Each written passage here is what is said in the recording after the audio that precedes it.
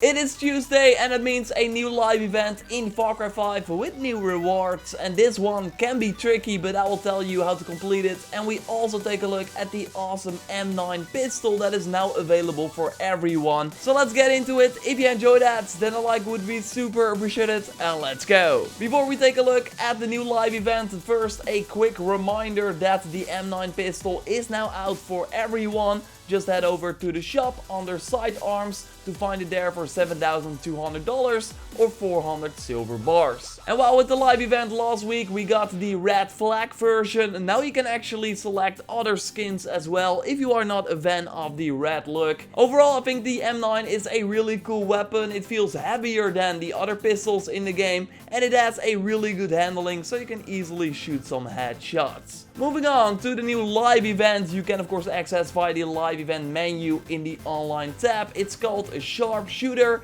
and has you kill enemies from at least 160 meters, and you would be surprised by how far away that is. So luckily you can put like a marker on the map to see how far away you are from the target, and then you will again see that you really have to stand far away in order to make this work. You only have to kill 6 enemies in order to get the personal reward, so that is pretty nice. But of course, when you already finish the game, it can be hard to find those enemies, especially since you have to stand far away in order to make it work. So there are 2 options that worked out for me. So since I already used the outpost master, you can of course use to reset the outpost if you completed all the outposts at least once and finished the game as well. You can find this, by the way, in the settings menu. Anyway, I did that and then went to the Dropman Marina, where you can also get Adelaide. Anyway, what you can do is stand on the mountain on the right there and shoot the Peggies in the outpost. And of course, if they are not inside anymore, just let yourself die, so they will respawn again and you can do this tactic again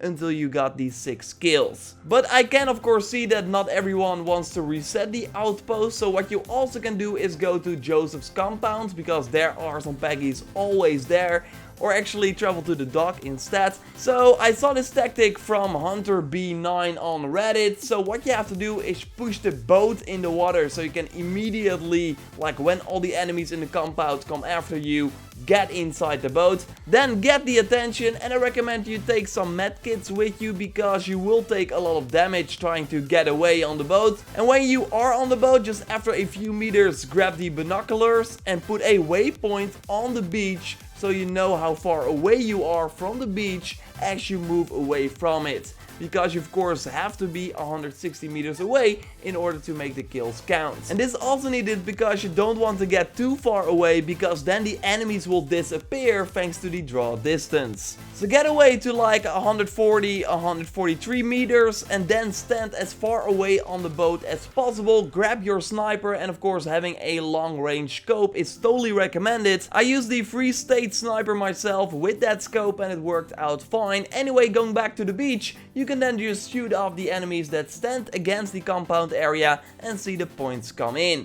If you get too far, so the enemies suddenly disappear, just go back with the boat, lure them again, and repeat and repeat. That's how in the end you get the Armstrong airplane. That is actually pretty cool. I mean, it's just a skin, it's not a new plane, but a really cool skin with grays on both sides, the red and white. I dig it, not that I can fly or anything, but if you can, it's a pretty cool vehicle to have. I agree that it would have been cooler if we got a sniper, would have made more sense looking at the challenge, but we already got 2 new weapons in the previous week, so I get that they want to switch it up a little bit. I think the challenge overall is pretty cool and requires some tactic, but I think it would have been better if it was like 140 meters or 130, because 160 meters is almost the same as the draw distance of the game, so it can be frustrating if all the enemies suddenly disappear. So yes, apart from the personal challenge where you get the plane, we also got the community challenge where you get this new outfit called Hunter.